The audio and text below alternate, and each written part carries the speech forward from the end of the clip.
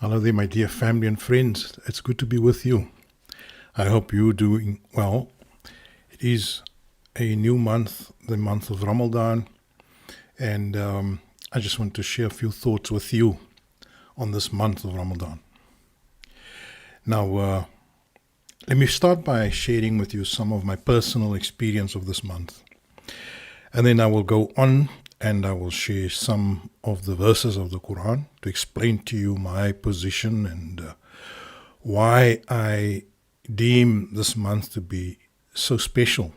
So as I always say to you, my religious worldview is constructed and based and grounded and rooted in the Holy Qur'an. And with that, we apply our healthy, sane minds to the verses.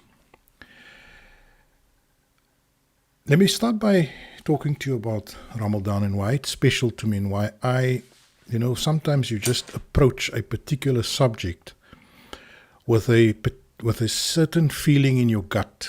You just feel this is right, this is good for me. If you eat a certain food, if you do a certain exercise, if you meet a certain person, if you do a certain job, there's times in your life when you do a particular action that just feels right. It's not always easy, like mountain climbing or hiking in nature. It's tiring. It's exhausting. But you feel amazing after having done it. And for me, the fasting of Ramadan is something like that. Now, I must add that as a child, because the first time in my life I fasted a full month was when I was probably about 7 or 8 years old, somewhere there. And it was never ever made compulsory. In my family, it was never enforced on me. My mom, I lost my dad when I was very young, when I was 5. And so my earliest memories is of my older brothers and my mother around me fasting when I was about 8 years or so, 8 years old. And I just experienced a very special vibe in the home. I felt that there's a new camaraderie that is discernible in the house that I could pick up amongst them. And there's almost like this common slog, it's this common hardship that is followed by this common joy and common relief at the end of the day. And it was a very, very special thing. And I wanted to be part of it. I wanted in. And that's why at a very young age I was happy to go along with it. And obviously I was cautioned against fasting full days initially, and I tried to fast from, let's say, 1 o'clock in the afternoon all the way up till the breaking of fast after sunset. And that is the joy, where the joy. So what I want to say, it's an extremely fond memory as a child, especially the joy of togetherness, of breaking fast together. It's a very special feeling. I must say, it's similar to walking like a very tough path or a mountain climb or a hike with a very close friend. You just basically share that common experience of endurance, of suffering, and then the relief of having accomplished it at the end of the day. So the fasting, to me, it has two joys. I mean, there's actually a hadith to this effect. But during the month of Ramadan, you have the joy at the end of each day to break your fast with those who are near and dear to you. And if you don't have anyone near and dear to you, then I guess the mosque is that place. But my suggestion is that you find somebody to break your fast with and not do it alone. But there's also the second joy of the end of the month, when we celebrate on the Eid al-Fitr. And that is now I know for people who are dogmatic about, if it's not in the Quran, it's not valid, because there's that kind of Wahhabi Quran position, that if it's not in the Quran, it's invalid. I don't adhere to that position. I believe that the Quran is a book of parameters. It's a book of guidelines. It's a book of frameworks. And whatever we want to develop within those frameworks is our business. It's our right. It's part of your choice as a human being. If you want to drive a BMW instead of a donkey and you can afford it, that's your choice. I mean, nobody can tell you it's not in the Qur'an, you can't drive a BMW. So the same with Eid al-Fitr. If you want to create a day of celebration, that's absolutely our prerogative as a people, and no Qur'an Qur'anist, whoever is going to tell me that it's haram, because then you are following the way of the Wahhabi Salafist, and I can't have common cause with you if that is the fascist way in which you view life and your religion.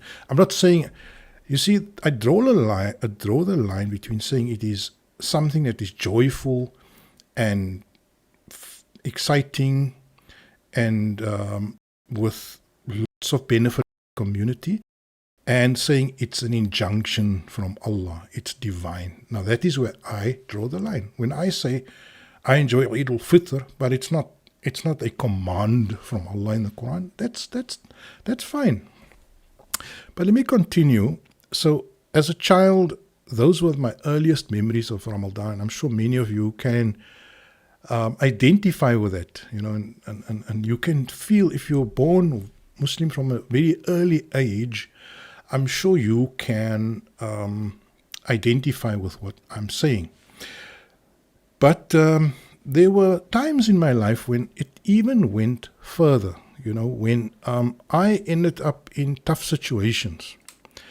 Now, let me give you maybe one or two other examples. When I was arrested by the apartheid police and placed in jail for my activities against the apartheid government, and I had to endure endless hours in solitary confinement in a cell.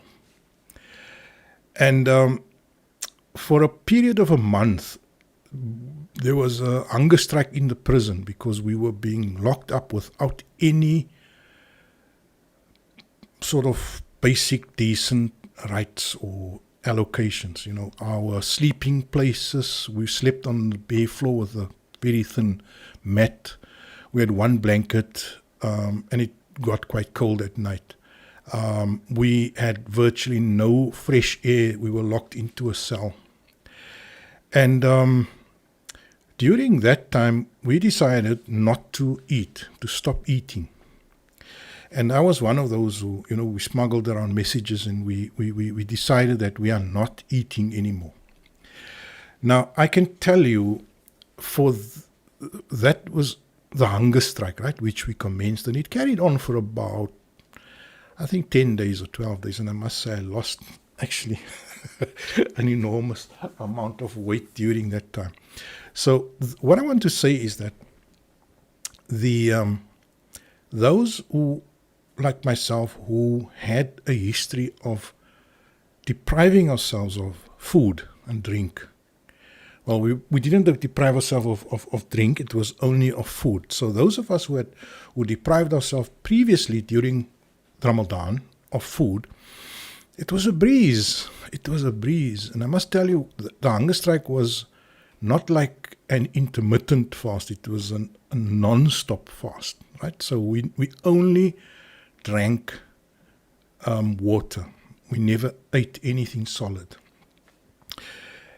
And that carried on for about, 10 days to 2 weeks? I'm not sure anymore.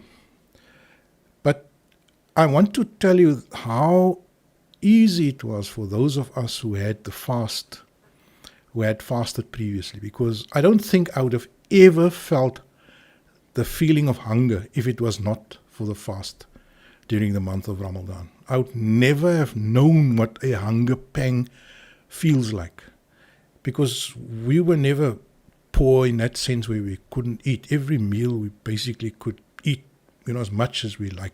That is how I grew up. And so for me, that was the second demonstration of the blessings of Ramadan. Then later on in my life, as I previously mentioned to you, I was able to travel to the heart of the Muslim world, maybe the heart, close to the heart, into Egypt and into Cairo, where I was able to spend Ramadan in a almost 80% Muslim city. Very, very big, highly populated city. I think at that time Egypt already had 15 million people in its city.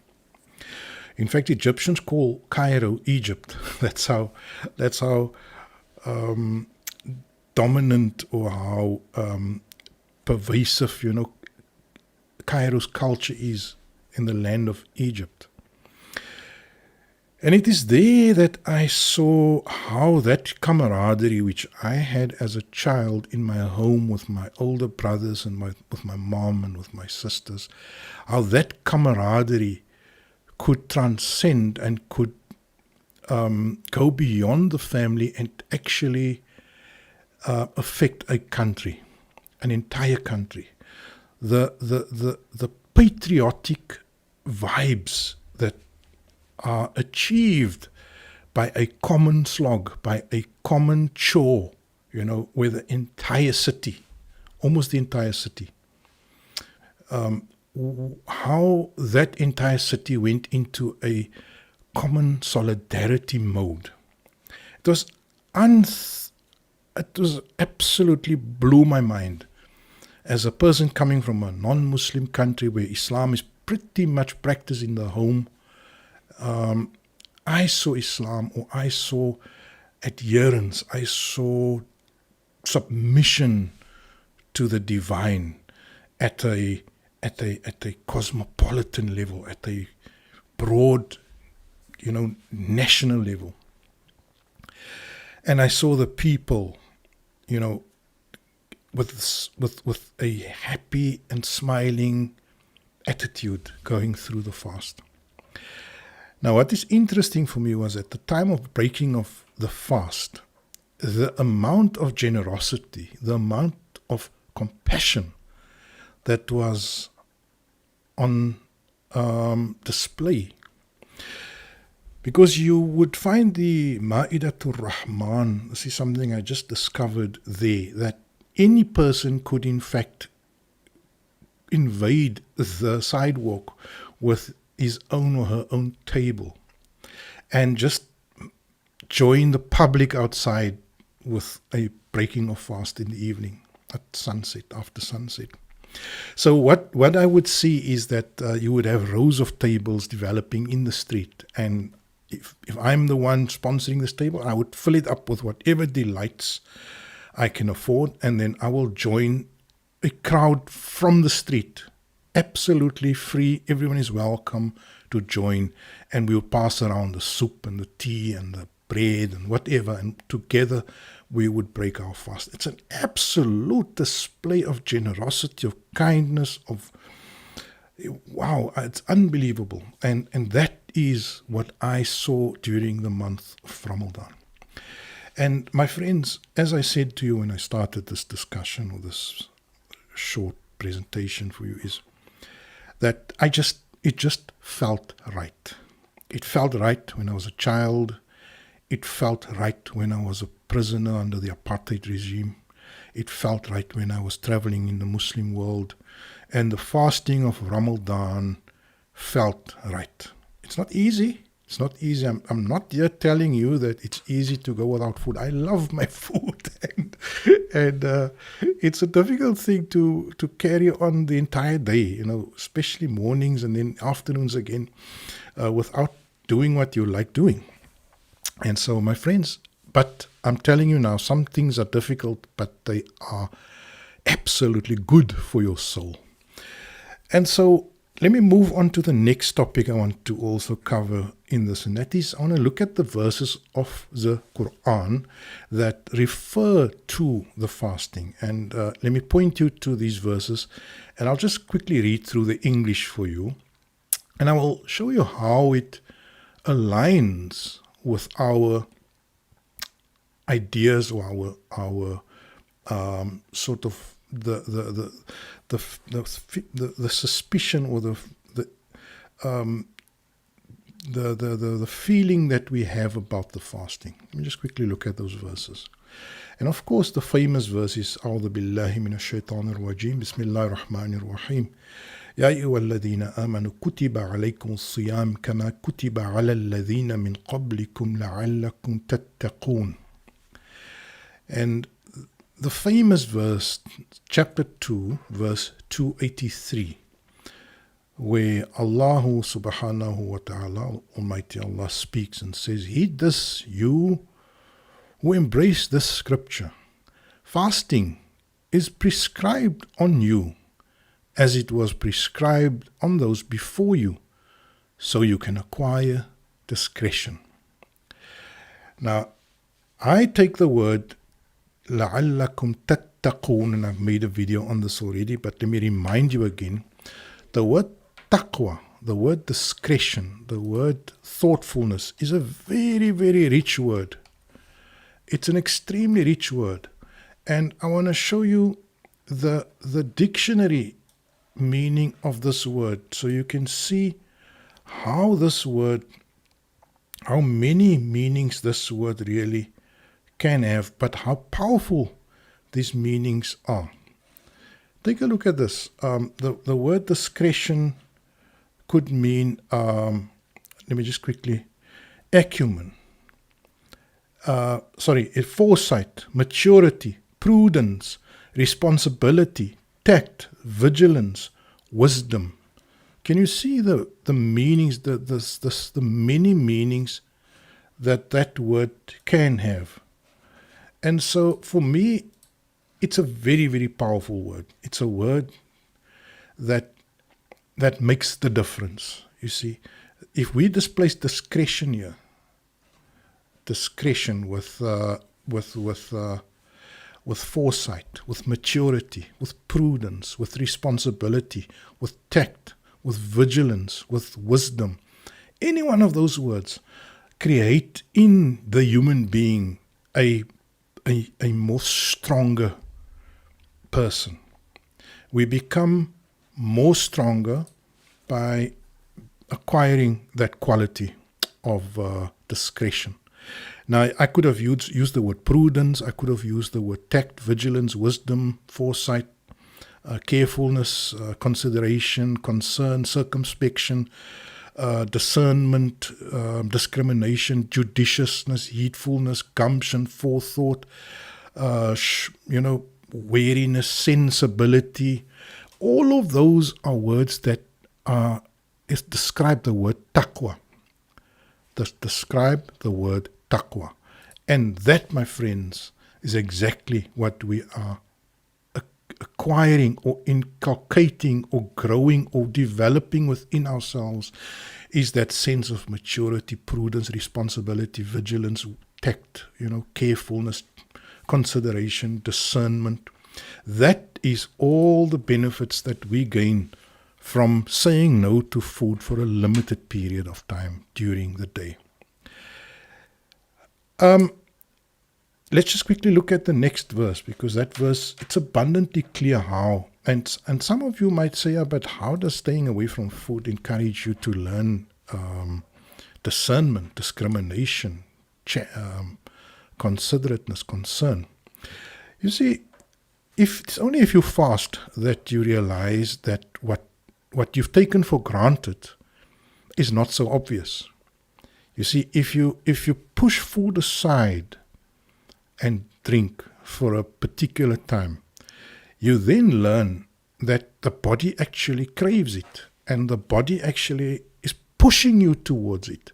And because we are created as a duality, you see, human beings are in fact a duality. We have a nafs and we have a ruh, right? And you can speak to any serious Sufi about this and they will explain it to you. Not a Sufi doofy, a genuine person who is a seeker of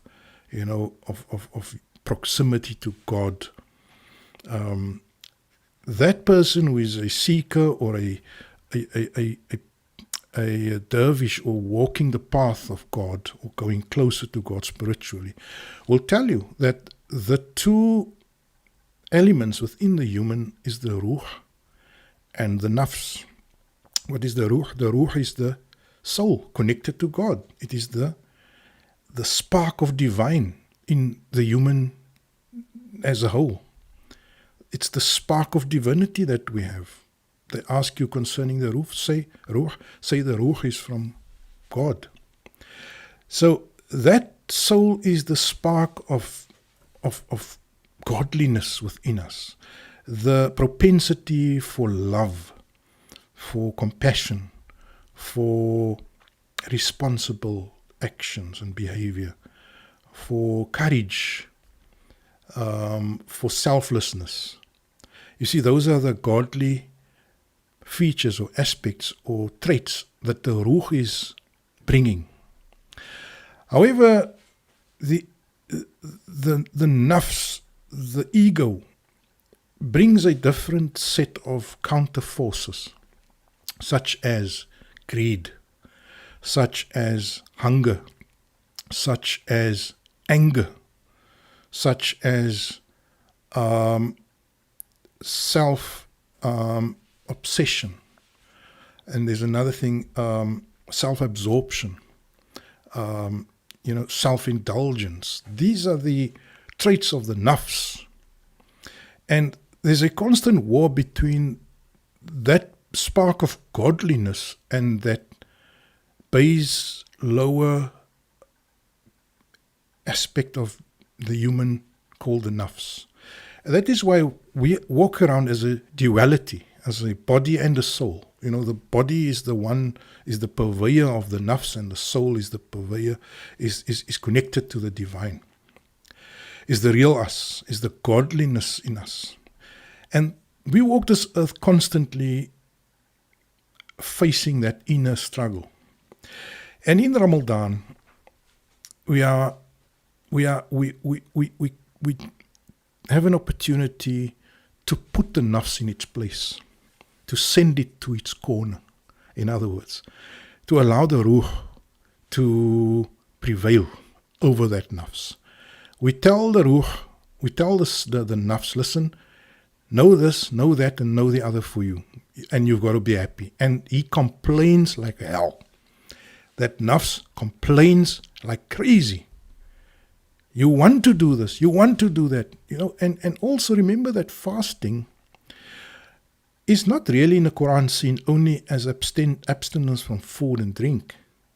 At another place in the Quran, fasting is also described, a similar word as the word fasting, the word siyam, is also described to, in the case of Maryam, the mother of Isa, alayhi salam, as an abstention from talking.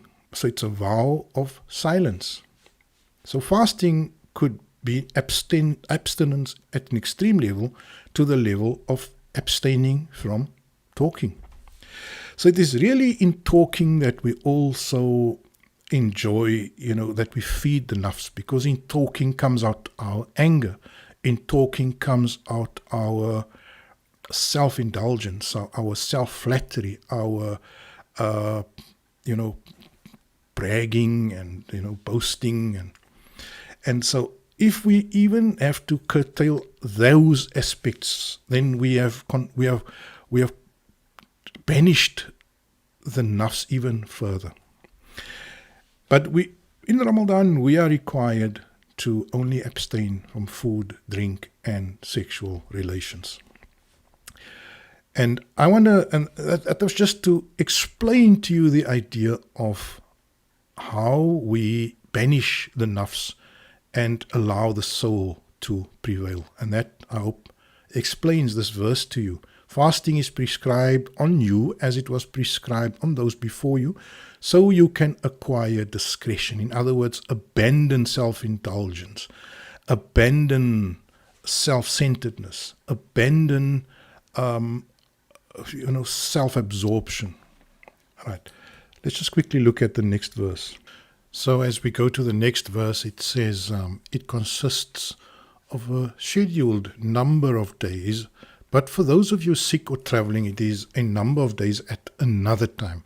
Those who find the fast strenuous should pay a ransom of food to an indigent person, but whoever does good over and above the minimum will gain even more, since fasting is good for you. تَصُومُ خَيْرٌ لَكُمْ. And it then says very clearly there that fasting is good. There is benefit in it for you in fasting, which is, I think, a very interesting point to see, that the fasting actually holds physical benefit for the human physiology, and something that is not strange to us these days, in which we've actually discovered the benefits of intermittent fasting to the health and as a healing in the case of some ailments or sicknesses, something which I've personally observed. So let's quickly look at the next verse. The next verse says, the month of Ramadan is the one in which the Qur'an was revealed as a source of guidance for humanity. It is also a source of clarification and a control over other books and over other books of guidance. Whoever therefore experiences the month, let him fast for the month. For whoever is ill or on travel, there is an allotment of other days. God wants ease and not hardship for you to complete the allotment and to magnify God because He guided you to show appreciation. Because He guided you and to show appreciation. So what this verse does is it links the fasting with the month of Ramadan, and I have, of course, in previous videos discussed with you the interesting position regarding the months, the lunar calendar, and that this lunar calendar is not exactly the calendar that the Prophet Muhammad ﷺ used. And I do believe that this consensus we have around Ramadan is sufficient. I don't think we need to be bothered with what people 1,000 years ago, how they tampered around with the calendar.